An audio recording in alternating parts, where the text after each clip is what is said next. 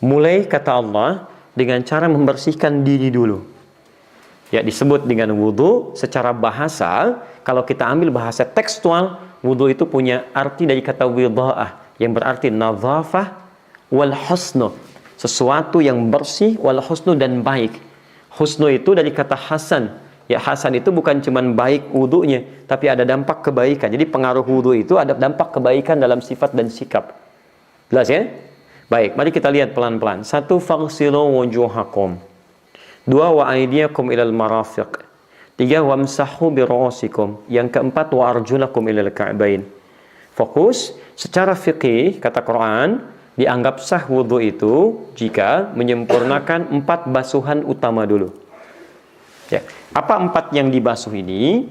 Jadi teman-teman dipandang sah wudunya jika 4 ini dibasuh. Jadi kalaupun airnya terbatas sampai ukuran aqua, Anda bisa prioritaskan yang 4 ini dulu. Jangan dulu tayamum. Selebihnya disebut dengan sunnahnya. 1. Wajah. 2. Tangan sampai siku. Ingat redaksinya saya tajamkan tangan sampai siku. 3, saya berikan garis di 3 begini. Mengusap kepala, usap kepala. Yang keempat, saya kasih garis lagi. Basuh, kembali membasuh kaki sampai 2 mata kaki. Oke, saya mulai dari yang pertama. Redaksinya faghsilu. Faghsilu itu dari kata ghassala. Ghassala itu membasuh. Membasuh dalam bahasa Arab dengan menggunakan ghassala itu artinya ambil airnya, tumpahkan di tempat yang akan dibasuh. Jadi begitu air diambil dan tidak berlebihan dalam mengambilnya, kemudian Anda basuhkan langsung di wajah. Ukuran wajah dari sini sampai ke sini. Dagu yang punya jenggot pun nanti dibelai jenggotnya. Ini jenggot masuk dalam kategori yang kemudian dibasuh. Bagi yang punya jenggot. Dan sunnah hadis dalam jenggot adalah merawat bagi yang punya jenggot. Yang tidak punya jenggot tidak usah memaksakan diri untuk menumbuhkan jenggot. Paham ya? Ya, Anda tidak perlu beli obat, beli timun, arang Anda gosok-gosok, nggak usah. Nanti saya bahas lain waktu lah tentang ini. Di sunnahnya yang punya rawat supaya tampil rapi. Jangan juga dibiarkan tidak teratur, tidak disukai. Ibnu Umar pernah memotong jenggotnya untuk merapikannya. Rapi itu yang diinginkan, bukan panjang tidak teratur juga, dibiarkan. Atau Anda nggak ada jenggot, ingin maksa numbuh-numbuhkan. Tidak tepat juga. Jelas ya? Tapi kalau punya, kemudian dirawat, salah satunya lewat wudu. Perhatikan, wajah, batasan dari sini, ke bawah sini, mata. Saya belum praktekkan wudunya, cuma baru tunjukkan. Kemudian di belakang telinga yang ini. Ya. Sampai ke dagu di sini. Nah, ambil airnya, tumpahkan di wajah begini, kemudian kita saput, perhatikan 2 jemari. 1 telunjuk, yang kedua jempol. Yang telunjuk usahakan bisa membersihkan ini, sela-sela ujung mata, yang ini ataupun yang belakang. Di begitu Anda tumpahkan, boleh Anda terbuka, baik, ataupun tertutup, di sini tidak disebutkan. Yang penting Anda basuhkan, kemudian Anda bersihkan ini, dan otomatis yang jempolnya ini ke belakang seperti ini. Ya, paham sampai sini? Baik, kemudian mulai Anda selai misalnya bagian yang punya janggut dan seterusnya. Ini yang disebut ghussalah. Di poinnya ambil airnya kemudian tumpahkan. Basuh, ini ghussalah. 2, teruskan dulu. Tangan sampai siku. Wa aydiyakum ilal marafiq. Penting diketahui ketika Al-Quran dan hadis menyebut tangan, dalam konteks fikih itu selalu memberikan batas. Kalau disebut tangan, ini dari jari sampai ke sini. Sendi dekat bahu, ini tangan, namanya yadun. Kalau cuma sampai sini, namanya rusulun. Kalau sampai sini, namanya mirfaq, jamannya marafiq. Perhatikan dalamnya bahasa Al-Quran dan hadis. Ketika wudu disebutkan tangan sampai siku. Ingat bahasanya ilal marafiq, sampai ke siku, bukan siku ke tangan. Jelas ya? Bukan siku ke sini, tapi tangan dari jari sampai ke siku. Jadi kalau Anda kemudian ingin berwudu, basuh, artinya ambil airnya, tumpahkan basuh sampai dengan ke siku. Balikan lagi. Ingat, bukan kerannya dibuka, sikunya dibeginikan. Nah, ini termasuk yang kurang tepat kalau dalam tinjauan ayat. Karena ilahnya halful ghayah, huruf yang menunjuk pada tujuan. Jadi bukan dari sini ke bawah, tapi yang di sini ke sini. Nanti di hikmahnya di akhir, kalau masih ada waktu, saya terangkan. Ada kaitan antara wudu dengan bau, dengan cahaya. Ya, jadi orang yang benar wudunya, ada cahaya kebaikan tampil dalam dirinya, termasuk di hadis disebutkan dia akan punya cahaya saat di akhirat nanti. Nanti saya turunkan dalil-dalilnya. Baik, teruskan ya, pelan-pelan. Lihat, nanti saya sampai ke titik paling hikmah yang paling dalam. Nanti ilmunya juga saya turunkan dari si bahasanya. Ya, ini pernah disoal beberapa waktu yang lalu, gitu kan? Tapi tidak tuntas dalam menyoalnya, karena melakukan pendekatan dari pendekatan yang berbeda. Nanti kita selesaikan. Paham sampai sini? Tayyib. Pindah yang ketiga. Ketika pindah kepada yang ketiga, satu, wamsahu. Redaksinya berubah dari ghasala jadi masaha. Masaha itu mengusap. Mengusap yang dimaksud di sini, ambil airnya, buang begini, baru diusapkan. Jelas ya? Jadi kalau yang tadi tumpahkan langsung di tempat yang akan dibasuh, kalau ini cukup sedikit kemudian usapkan. Baik, selanjutnya apa yang diusap? Kalimat Qur'annya wamsahu biru'usikum. Pertama ru'us. Ru'us itu jamak dari ra'sun. Ra'sun itu kepala. Jadi yang diusap bukan rambutnya tapi kepalanya.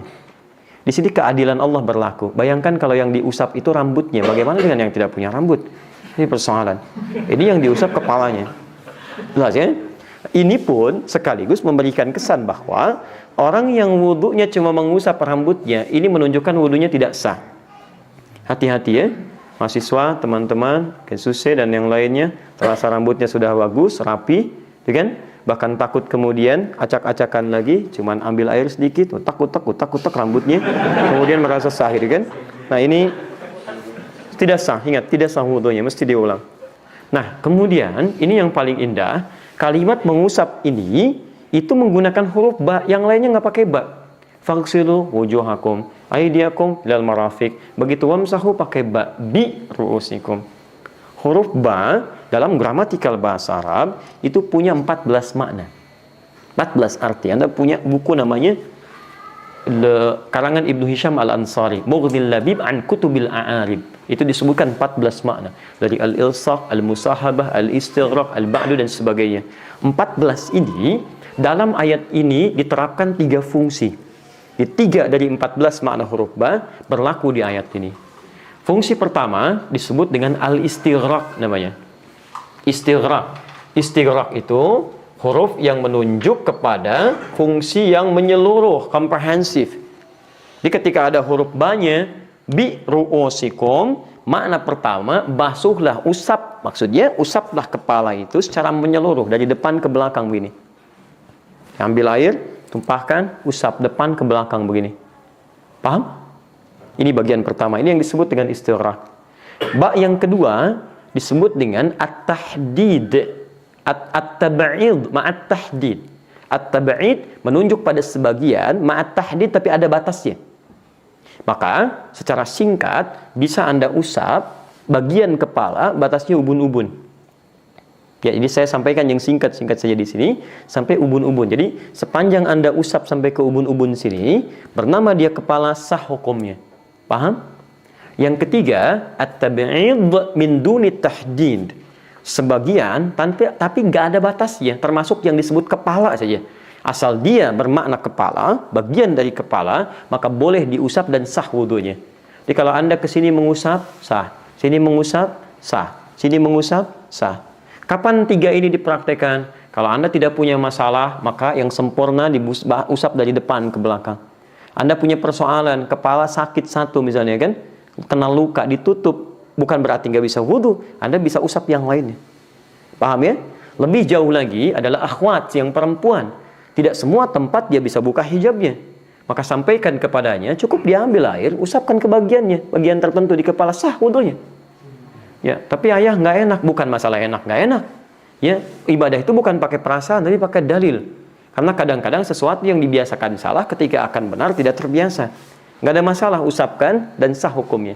Jelas sampai sini? Saya suka ada temukan pengaduan karena takut dia belum tahu hukum, akhirnya ambil air, utak-utak ke kerudungnya begini. Nah, itu salah, tidak tepat ya. Jadi cukup ambil, usap kemudian ke bagian kepalanya. Mengerti sampai sini?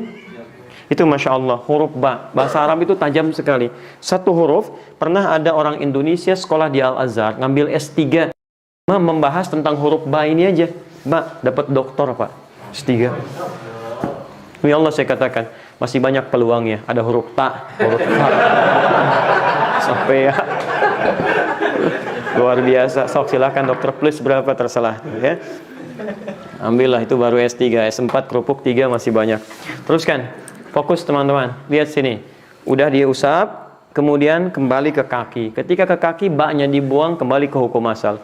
Wa arjulakum ilal ka'bain. Kaki sampai kedua mata kaki. Fokusnya mata kaki di sini saya buka. Bismillah. Perhatikan. Ini seringkali banyak keliru di sini. Bahkan ada hadis yang spesifik meminta seorang mengulang sholatnya. Sebentar, saya bacakan hadisnya supaya tidak salah paham. Seorang sholat, sampingnya ada Nabi, kata Nabi, innallaha la yaqbalu sholata musbilin. Allah nggak akan terima sholat seseorang yang celananya kepanjangan. Jubahnya, isbal, melebihi batas mata kakinya. Turun. Lalu, lihat kalimatnya, falyatawaddah, ayo wudu lagi. Dia kemudian mengulang wudunya. Selanjutnya dia sholat lagi, kata Nabi, la yaqbalullahu sholata musbilin. Allah nggak terima orang yang sholatnya isbal. Falyatawaddah, ayo wudu lagi. Sampai yang ketiga kali, baru dia sholat, tidak ditegur lagi oleh Nabi SAW. Kemudian dia teruskan sholatnya. Jangan salah dalam membaca hadis. Ya, awas hati-hati, harus ditelusuri ini tentang asbabul wurudnya hadis. Ya, perhatikan, ada sebagian orang menduga bahwa ini hadis menunjukkan bahwa hukum berpakaian itu harus di atas mata kaki. Orang yang di bawah mata kaki pakaiannya tidak akan diterima sholatnya. Awas, ini baru kelihatan luarnya saja. Telusuri lebih dalam. Telusuri, apakah penyebabnya karena pakaian yang isbal atau ada kesalahan dalam sesuatu wudunya. Baik, kita ambil analisis sementara dengan logika dulu, baru kita pahami lewat hadisnya.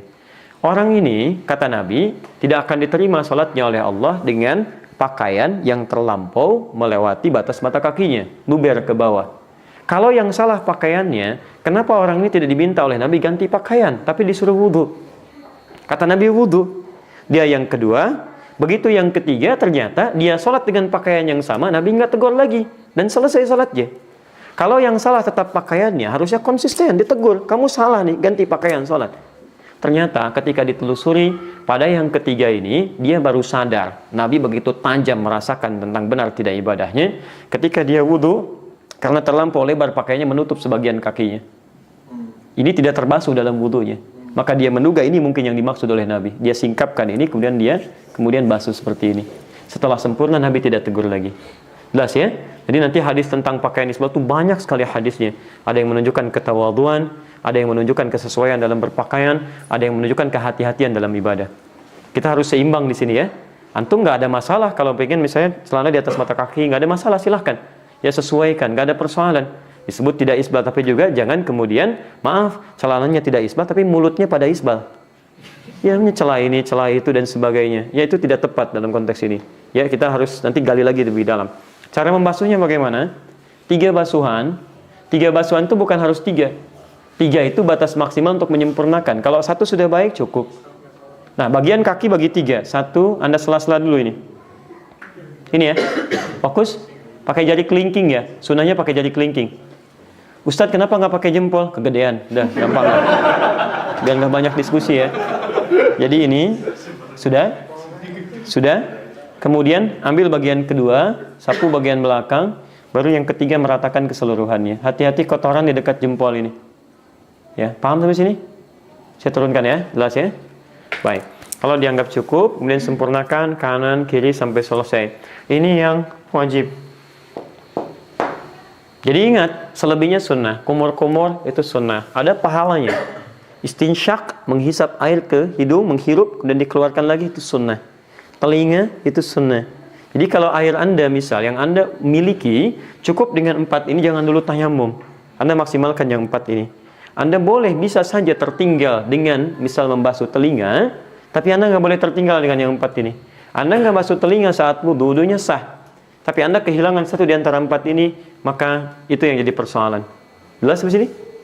Baik, wajah, tangan sampai siku, kemudian mengusap kepala, kemudian yang terakhir membasuh kaki sampai kedua mata kaki. Disebut apa ibadahnya? Wudu. Baik, selesai Anda berwudu, kemudian kita berdoa. Apa doanya?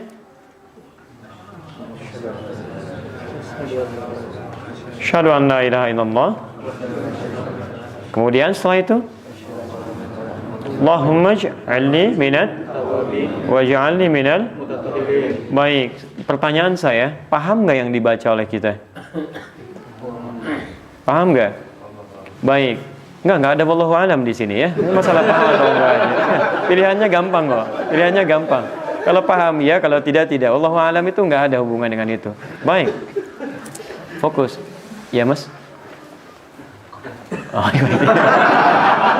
baik. Kita mau diteruskan. Baik, lanjutkan dulu sebentar. Perhatikan. Saya bacakan hadisnya ya. Kemudian kita terjemahkan. Allahumma ja'alni minat tawwabin. Ya Allah, mohon jadikan aku termasuk orang tobat. Pertanyaan saya, kita kan baru wudhu. Kenapa doanya doa tobat?